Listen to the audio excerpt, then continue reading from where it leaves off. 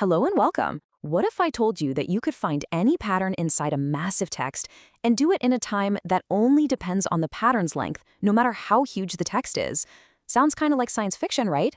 Well, it's not. That's the incredible power of suffix arrays and suffix trees, the absolute power tools of string algorithms. So, in this explainer, we're going to break down what this ultimate search problem really is. We'll look at two brilliant solutions, the suffix array and the suffix tree. We'll peek under the hood at how they're built, pit them head-to-head in a showdown, and then we'll put them to work on a real-world problem you might actually see.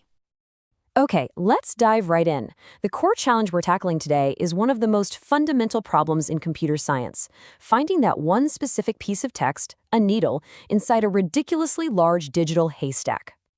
And I mean, really think about the scale of this. This isn't just you hitting Control F in a document. We're talking about finding a tiny gene sequence inside an entire genome, or a specific piece of code in a massive sprawling code base. A simple brute force search would literally take forever. We need a much smarter way, like a pre-processed index that makes searching practically instantaneous. So our first hero in this story is the suffix array. And honestly, the best way to think about it is like a perfectly organized alphabetical index for every possible ending, or what we call a suffix, of your text.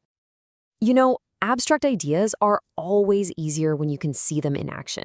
So for the next few slides, we're going to build a suffix array from scratch, just using the simple word banana. The first step, super simple. We just list out every single suffix. So starting from index 0, you get the whole word, banana. Then from index 1, you get a nana. From index 2, nana. And you just keep going all the way down to the very last character, a. Okay, now here's where the magic starts to happen. We take that whole list of suffixes, and we just sort them alphabetically. So a comes first, then ana, then ananana, and so on. The really important part here is that we keep track of the original starting index for each one. And that's it. This right here gives us our suffix array. It's simply that list of original starting indices, but in the new sorted order. So for banana, the suffix array is just 5, 3, 1, 0, 4, 2. Just by sorting, we've created an incredibly powerful index. But the suffix array has this little sidekick that makes it even more powerful, the LCP array. LCP stands for longest common prefix, and it's a simple but absolutely brilliant idea. It measures the length of the shared prefix between adjacent suffixes in our sorted list. It's all about capturing the overlap. And this shows you exactly how it works. So you compare A and its neighbor, Anna. They share the prefix A, which has a length of 1. Then you compare Anna and Anana. They share Anna, so that's an LCP of 3.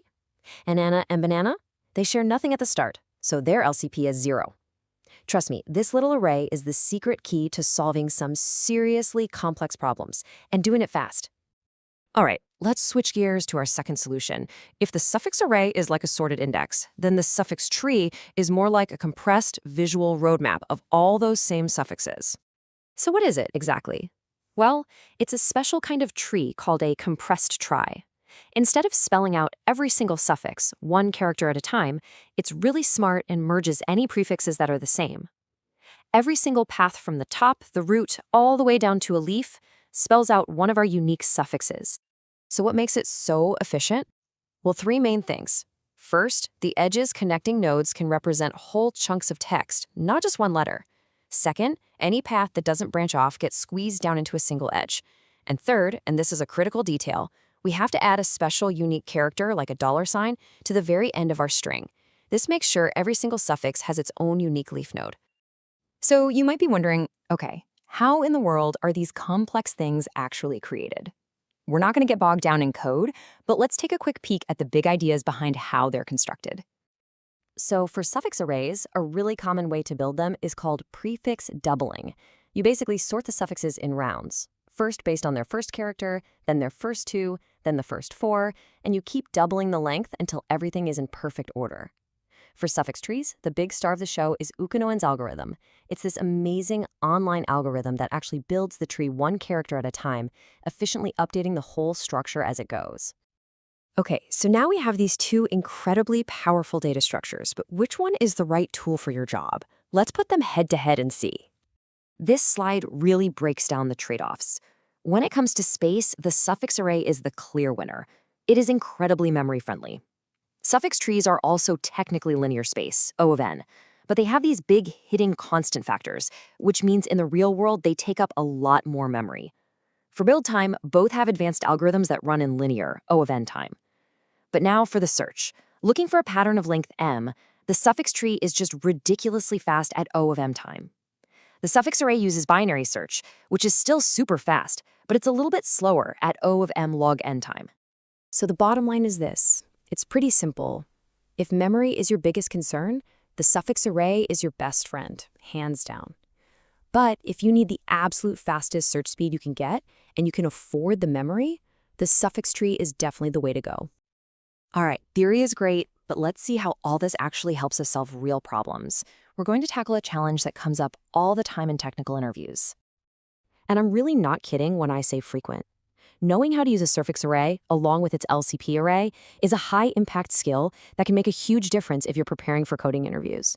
So here's the problem. You're given a string, and you need to find the longest piece of it that shows up at least twice. So in Mississippi, for instance, Issy is a repeated substring.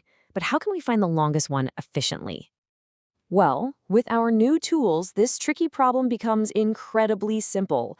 Step 1, you build the suffix array and the LCP array. Step 2, you find the single biggest number in that entire LCP array. And that number, that's the length of your longest repeated substring. Why? Because the LCP array was designed to find the biggest overlap between any two suffixes. And the biggest overlap is the longest repeated substring. Step 3, you just use the suffix array to find where it starts, and you're done. It is just that elegant. We have really just scratched the surface today. From plagiarism detection to bioinformatics to data compression, these data structures are everywhere. So the question I'm going to leave you with is this. Now that you have the key, what kind of incredibly hard string problems are you going to unlock?